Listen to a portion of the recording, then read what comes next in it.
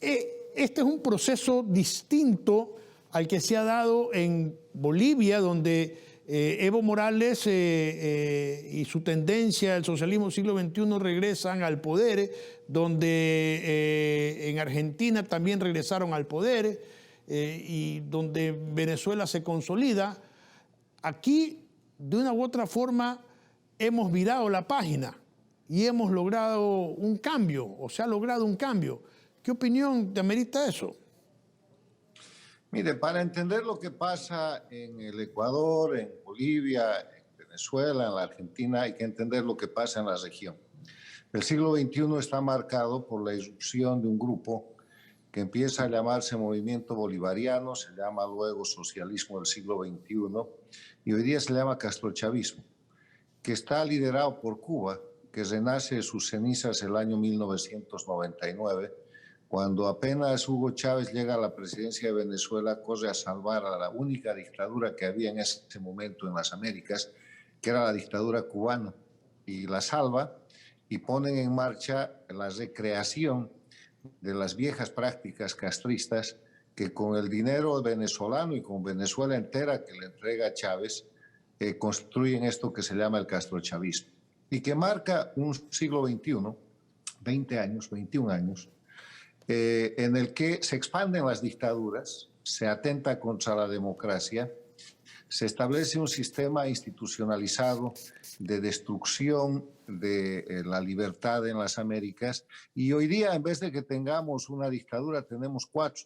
La dictadura de Cuba, que es la original, la dictadura de Venezuela, la de Nicaragua y la de Bolivia. En ese contexto, en ese proceso, se inscribe el Ecuador, que con la llegada al poder del economista Correa, Rafael Correa, establece el mismo sistema de Cuba, de Venezuela, de Nicaragua, de Bolivia, que es un sistema de una dictadura electoralista, muy bien descrito por el expresidente ecuatoriano, el doctor Osvaldo Hurtado, en su libro que ya tiene varias ediciones, que se llaman Las dictaduras del siglo XXI, el caso ecuatoriano. Hurtado es el primer intelectual de las Américas que tiene el valor de denunciar que a partir de elecciones ganadas llegaban al poder gente como Correa, como Chávez, como Evo Morales, después Maduro, como Ortega en Nicaragua, destrozaban toda la institucionalidad democrática del país, establecían un sistema diferente de leyes, a veces con asambleas constituyentes, como la de Ecuador, como la de Bolivia, como la de Venezuela, y liquidaban la democracia. El Ecuador ha vivido por más de 10 años bajo un régimen dictatorial. Ha sido notable el reconocimiento del Ecuador de Correa a tener la ley Mordaza y la violación más extrema a la libertad de prensa. Un Ecuador con presos políticos, con perseguidos políticos, con exiliados políticos. Un Ecuador en el que se sancionaba incluso el humor. Han procesado a un importante humorista, han intervenido el diario El Universo, han hecho barbaridades. Y en esa dinámica, después de más de 10 años de gobierno, Correa lleva al Ecuador a una elección y establece una candidatura oficialista con Lenín Moreno a la cabeza. Llega a la presidencia Lenín Moreno en la anterior elección, en una elección marcada por los señalamientos, además de poca transparencia en la segunda vuelta, y lo que sucede es el milagro ecuatoriano. Lenín Moreno, que era el hombre señalado por Correa para proseguir con ese sistema de dictadura castrochavista en el Ecuador, empieza un proceso de recuperación de la democracia, empieza un proceso para transparentar, luchar contra la corrupción, lo empieza haciendo con su vicepresidente, que es procesado y enviado a la cárcel, cesa rápidamente las violaciones a la libertad de prensa, acaba con la ley Mordaza, restituye en el Ecuador gradualmente los elementos esenciales de la democracia, el Estado de Derecho, la división y la independencia de los poderes públicos, lleva al Ecuador a la lucha contra el narcotráfico y lo saca de la sombra del narcoestado, donde lo había puesto Correa con la expulsión de la DEA y el escándalo de quitarle a la lucha antinarcóticos internacional las bases de Manta, y etcétera, etcétera. Entonces se tropieza el Ecuador con una persona que es Lenín Moreno, que en vez de ser un continuista dictatorial, es el hombre que lleva adelante en su gobierno y que pone su gobierno como el único proceso de transición de las dictaduras castrochavistas a la democracia que tiene eficiencia en las Américas. Y ahí viene la comparación con Bolivia. Bolivia logra la salida del dictador en noviembre del 2019, Evo Morales renuncia, se pone un gobierno de transición a cargo de la senadora Yanine Áñez, y ese gobierno de transición, en vez de hacer transición, hace continuismo y hace continuidad. Okay. No, de ninguna manera cambia el sistema jurídico de la dictadura, más bien permanece en él y se entrampa en él. Y después de 11 meses lleva a Bolivia a una elección en octubre del 2020 que le devuelve todo el poder a la dictadura. Eso no tiene nada que ver con el Ecuador, porque en el Ecuador de hoy día, una de las cosas que ha logrado Lenín Moreno es llevar adelante un proceso de elecciones con garantía de transparencia, con garantía de libertad y con garantía de confianza en la gente. Y la primera señal ha sido que él no ha candidateado y no tiene candidato oficial. Gracias. O sea que Carlos, sí, precisamente, y para poder despedir al doctor Francisco Huerta, analista político. Doctor Huerta, usted, recogiendo las palabras de Carlos Sánchez, recuerdo haberlo escuchado perfectamente bien y fue la primera vez que yo escuché un calificativo tan fuerte y tan potente como el suyo en contra del gobierno de Rafael Correa cuando usted dijo que aquí se estaba imponiendo la narcocracia. Y yo creo que fue uno de los primeros en iniciar esa denuncia de que estábamos rodeados de gente que está involucrada con el narcotráfico, tanto con dinero como con suplir de elementos para combatir la democracia. Entonces, sí hace juego con lo que dice Carlos Sánchez Berzaín en su intervención. Sin duda, nosotros hemos librado hoy día una gran batalla de tamaño continental. Lo que estaba en juego en relación al continente era el retorno del castrochavismo, como lo llama Carlos Sánchez Berzaín, y yo digo la alianza político-delincuencial, donde el narcotráfico, sumado con ciertas corrientes políticas, trata de tomarse los países. En el Ecuador es evidente que se han tomado las cárceles. Lo último que ocurrió es una evidencia de ello. Por eso yo no felicito tanto al actual gobierno porque ha sido muy permisivo en muchas cosas. No dejo de reconocer la posibilidad de hablar. El diálogo a que se llamó fue uno a lo que concurrimos de entrada, pero después vi que nos estábamos tomando el pelo. El diálogo no avanzaba en la profundización requerida. Pero en todo caso, eso ya es para juzgar el pasado. De aquí para adelante, el Ecuador ha jugado una gran jornada victoriosa para la consolidación democrática en América Latina. Porque si caía el Ecuador, el dominó iba a ser evidente. Ojalá que las cosas vayan bien en el Perú. Pero hay una voluntad de tomarse en nuestros países, más allá de lo político, que a mí no me preocuparía, porque yo no soy anti, sino pro-demócrata. La preocupación era que el narcotráfico se tome en nuestras repúblicas en alianzas político-delincuenciales. ¿Cuánto tiempo pasamos sin radares después que salió a la base norteamericana de Manta? ¿De quién era la culpa de eso? ¿Cuántas carreteras van directo de la región amazónica al mar? ¿Cuánto tráfico hay allí de drogas que llegan a Centroamérica y pescadores nuestros de las distintas costas están presos en Centroamérica con cargamentos de droga? ¿Y cuántas avionetas aterrizan todos los días en nuestro país? ¿Y cuántas se pierden en las Galápagos y desaparecen los pilotos? ¿Cómo puede ser posible que esas cosas sigan ocurriendo en el Ecuador? Parte de la gran tarea de Lazo, aparte de la vacunación, que por suerte hemos elegido un médico como vicepresidente, creo que eso va a estimular la vacunación. Eso va a permitir la reactivación con más posibilidad. Hay que meterle la mano a la justicia también para que las cosas ocurran. No como intervención, pero sí para estimular que no haya impunidad.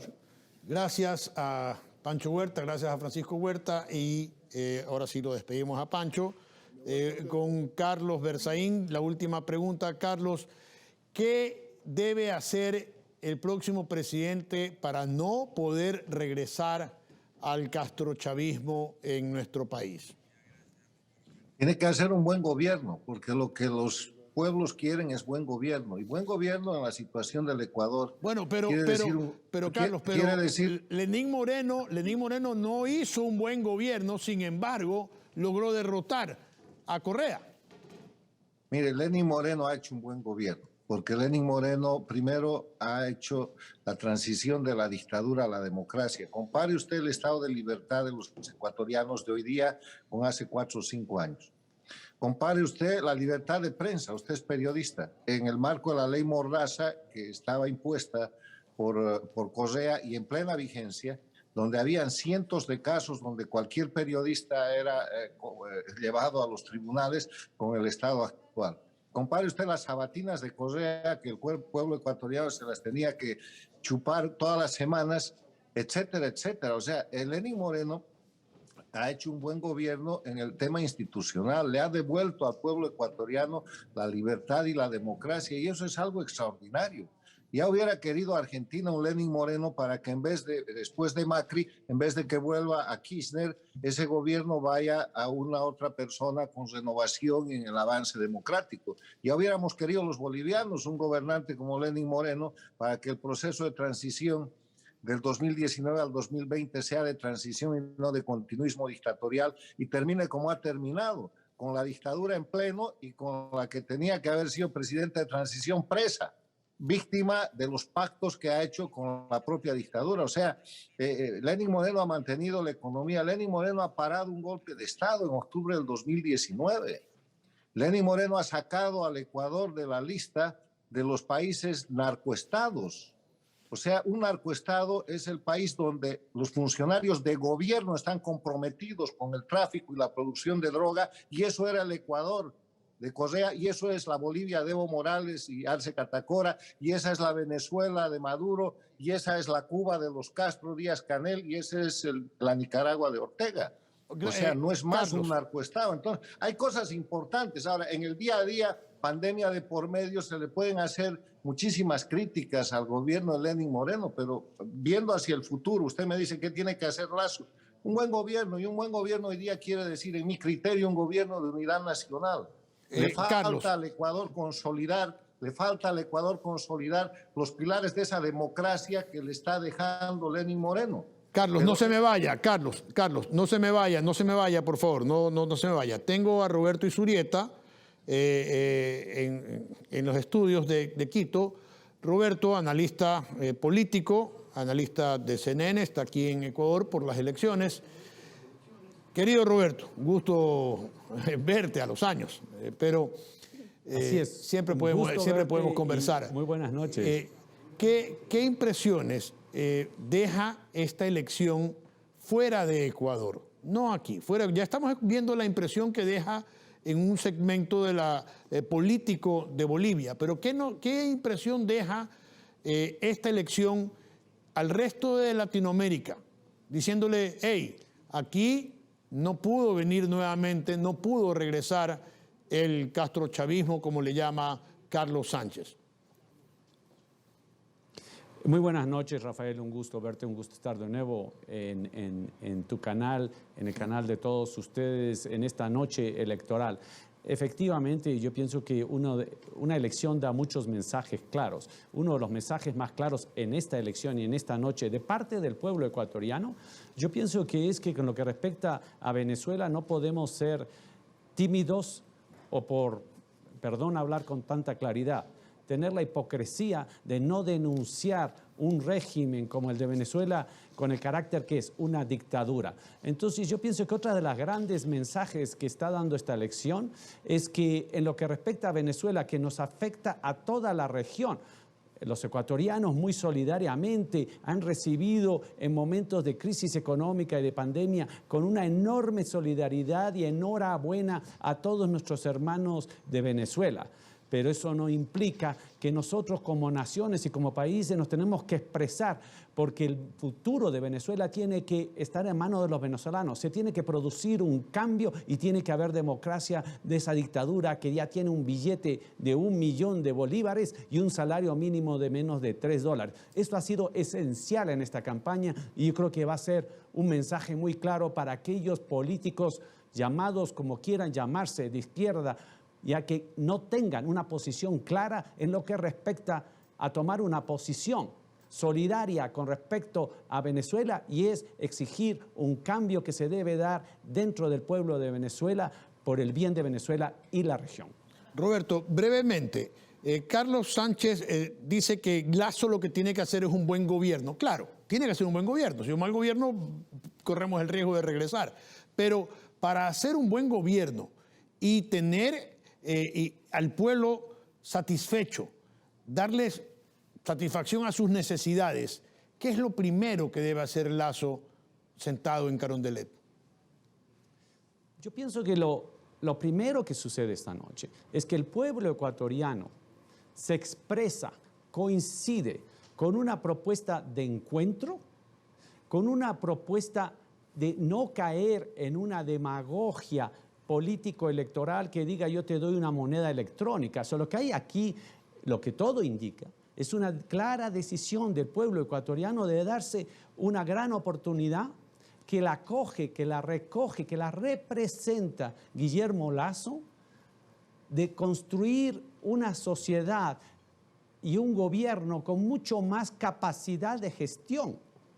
Esto es, que podamos, en este proceso de encuentro que debe continuar, gobernar con capacidad de gestión para responder a los grandes retos que está viviendo el Ecuador en salud pública y en economía. Carlos Sánchez, de sus palabras finales, por favor, su opinión.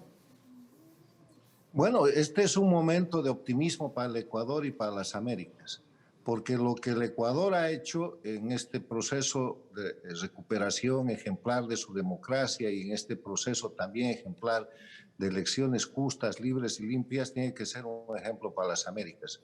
Y además lo ha hecho derrotando desde el Ecuador a esta corriente transnacional de crimen organizado que liderada por Cuba y Venezuela controla Nicaragua y Bolivia y tiene lamentable respaldo de los gobiernos de la Argentina y de México, que es el castrochavismo, que no es una corriente democrática, que es una corriente por la cual los pueblos son llevados a la miseria, a la crisis y a la pérdida de las libertades individuales y violación de sus derechos humanos. Felicidades al Ecuador, a su pueblo, y yo creo que esta es una ventana de gran oportunidad para que el Ecuador avance en el camino de su libertad, de su desarrollo, con gran confianza, con un nuevo presidente que espero, por las capacidades que ha demostrado, tendrá el talento de llevar adelante un proceso de unidad nacional que consolide mucho más el ambiente de confianza, libertad y esperanza que tiene el pueblo ecuatoriano. Gracias a Carlos Sánchez Berzaín desde Bolivia. Roberto Izurieta, no te me vayas, por favor, porque quiero que estés presente cuando Guillermo Lasso haga su intervención y analicemos después las palabras. Pero los dejo a Andrés con más información. Rocío, nuevamente bienvenida, y a Irene, ustedes continúen. Gracias, Rafael.